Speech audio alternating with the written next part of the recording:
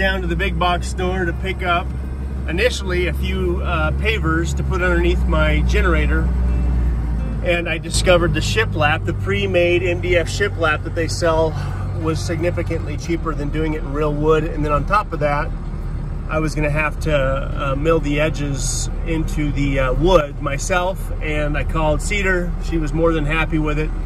But I've got 60 12-footers strapped to my truck because I wasn't planning on getting shiplap. I didn't bring my trailer. So let's see how many I have when we get home. Made it back to town, had to stop once, tighten the ratchet straps, but we're all good. Cedar just called me and told me that a dear friend of ours, who ironically I've never met face to face, talked on the phone, bought a memorial headstone for my dog Ruger. I was just informed that it's here in town, so I'm gonna go look at it and see if I can keep it together and get it back up to the ranch and place it over Ruger's grave. All right, this is about the 7th time I've tried to make this video. I'm gonna give it to you fast and furious so my emotions don't come to the surface. The headstone rode with me up here in my truck in the same exact place that Ruger sits. I'm gonna put it over there on his grave, place it over his grave, and we will likely plant some grass around it so where it looks better. But let me give you the background on this headstone. I didn't pay for this headstone. Matter of fact, the person that paid for this headstone, I've never met face to face. Yet this person is an important person to me. I feel that I've developed a relationship with both this person and his wife through YouTube. I find myself focusing on the negative comments, but the truth is the relationships that I've developed are much, much, much more valuable than the little bit of negative that we occasionally get. So this person is somebody that I would guess is probably old enough to be my father. He has the wise, sage advice that comes with experience and age. And I find myself leaning on that advice from time to time, whether it's through text or email or even a phone conversation. I called him shortly after Ruger died, and I told him the whole story. Now, I haven't told very many people the whole story because it's not very many people's business, but because of who he is, I wanted him to know the whole story. A couple of weeks later, he called me, emailed me, and said there's a headstone being made in Ruger's name and that I needed to place that headstone on Ruger's grave. I waited a week or two because I didn't want it. I didn't want the headstone. I didn't want that to be a constant reminder of how I probably could have prevented Ruger's passing, I guess. And by the time I responded to him and told him that, he'd already ordered the headstone. And I told him, and I told him, by the way, my kids had piled rocks on Ruger's grave, and even that was hard for me to look at. But he told me the headstone was coming, and I told him that if I got the headstone, I would bring it up here and I would place it properly. Now, this is a dog, and this is not the first dog I've shed tears over, but he became a very special dog. He was by breed, he was a bird dog, but he became a companion dog. He became a safety blanket for me almost. He wasn't very loving until I needed that love, I suppose. He was very, a little bit standoffish even. He would sit on his side of the truck until he could recognize that I was wound up or I was upset or something like that, which happens, and he would then, you know, lay on me or get up in my face or do what he had to do to kind of get me to relax. And that was not trained into him. He just had that. So he became my partner in crime, you might say. He would go everywhere I went. If he was with me, it seemed that my anxiety was just a little bit lower. So to see this headstone sitting over there was not something I was crazy about, but you know, this is what comes with living and loving and having animals, especially animals like this.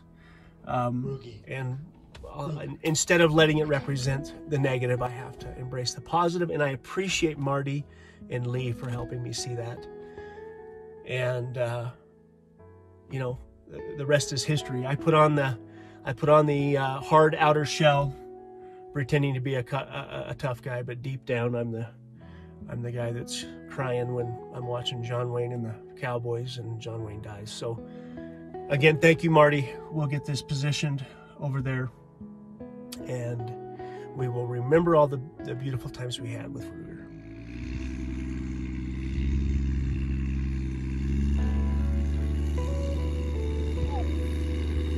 What is it?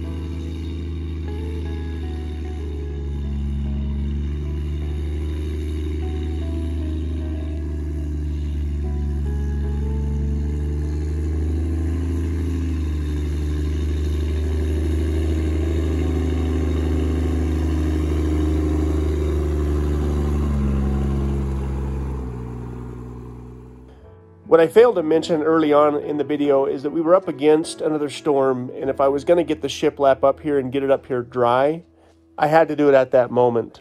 See the lake? No. Is that from him? Oh, yeah. Now, since we've lived in the area, there have been times where we would get an early storm, but it would always melt off and go away, and it seemed like it was around New Year's before the real heavy snow would start. This year, it doesn't seem to be going away. Over and over again, these little storms are coming in, the temperatures are going down, and winter may be here to stay. I'm at a point where I don't have a whole lot more outside that has to be done, other than the standby generator. So it's a good time to get serious about the downstairs and get the house finished up. But that being said, I have not found a plow truck yet. Let me see. I forgot one thing. Look at me. Come on, bro. It's got to be like legit drywall. Go show your mom. Mom, look it. You go like that, snap it out, snap it out. Also in the same spot. Yeah, sure, same spot. A plow truck and another couple loads of firewood, and we should be good to go. In the meantime, I'm slowly chipping away at some of these projects that are leading up to getting the house finished.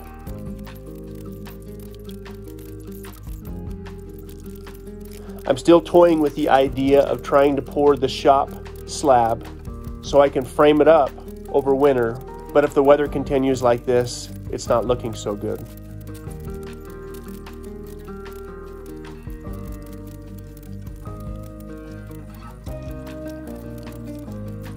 As far as our solar system is concerned, if you didn't know any better, you would assume we are tied to the grid. You would assume we have constant power because we are able to use everything in our home just as we did in town when we were tied to the grid.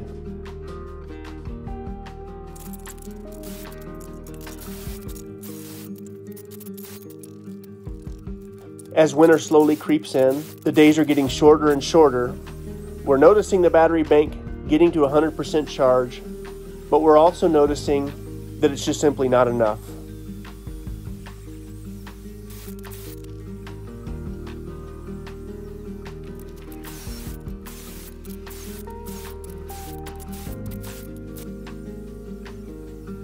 I finally found a propane standby generator that's got about 250 hours on it, although it is a few years old. And all that's left to do is to get it tied into the gas line and get it properly wired to the inverter. And when that battery bank gets low, the inverter takes over, kicks the generator on, and the battery bank will now be charged back up to 95%.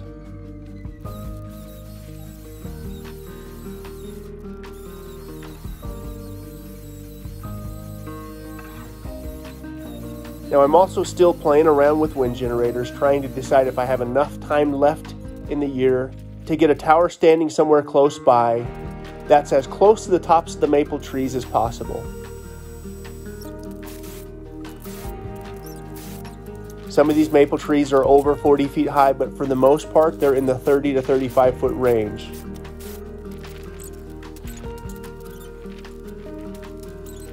So if it dries out just a little bit, I think I will try and mount a pole on the end of the house that's high enough off the ground to hopefully turn a wind generator that will supplement during these winter storms.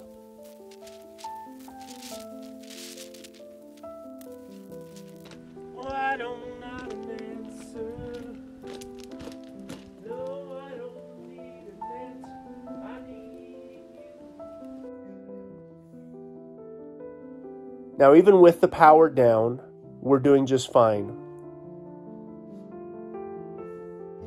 I'm using my little Honda 3500 watt generator that I've had forever and a day. And while we've got a few extension cords wandering around the house, we're fine.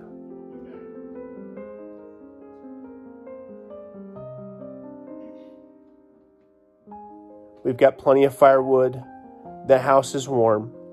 We're just not able to check Instagram as often as maybe my wife and myself would like to.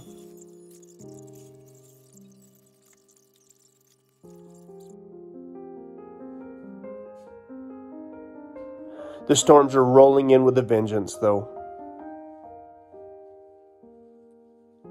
1, 2, mouth open, 3.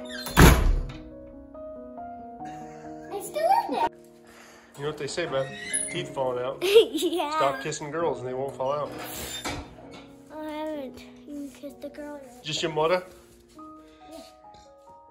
These storms that are starting out with rain, then turn to sleet, then turn to snow, that are accompanied by 30-mile-an-hour winds, don't seem to be normal. But so far, everything's fine.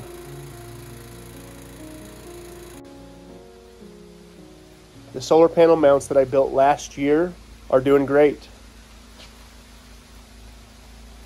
The solar panels rock back and forth and move around, but everything is holding together perfectly.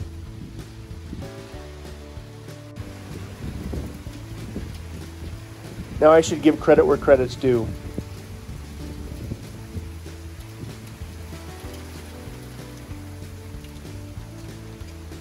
Being married to me is hard enough, but living with me during construction in an unfinished house takes a special kind of person.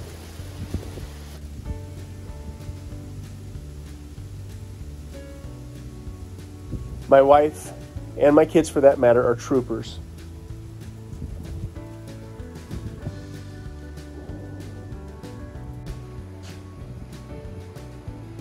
Cedar and the kids have learned to roll with the punches, give their advice when it's needed, and make the best of the situation that we're currently in.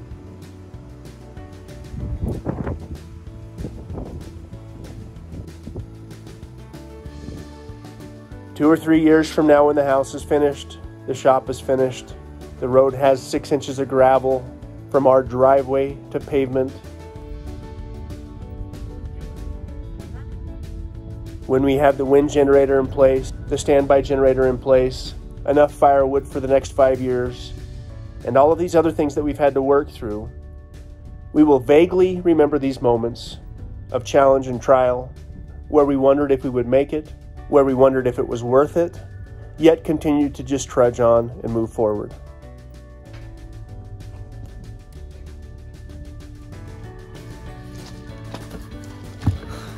I need to leave it open. You're dirty now. Look at your shirt. I will forever be grateful to my wife and kids for not only putting up with me, for allowing me to pursue this thing called Red Poppy Ranch through the good, bad, and ugly. So we're on day 3 of no power. Heath's making us his world famous fried rice over here. We've got the generator running. We've got the stove going. We're looking for a storm to come in here pretty quick. We're about 2 hours away from the next storm setting in. We're fine. The house is warm. We're just not able to rely on the solar system. The solar system's been down since Friday evening. My generator, the generator I'm using, is a little bit too light to charge the battery bank, so we're basically just using the bare minimums, keeping the food cold, and wait for the storm to blow through, and hopefully in the next couple days I'll be able to put the standby generator, tie the standby generator in. So How are you holding up, Callie? Good. Good, as long as we have a good flashlight. We're good to go. we're able And to, some candles. Rhett's able to play video games. We're able to watch movies a little bit here and there. They will never truly know how much I love them and how important they are to me.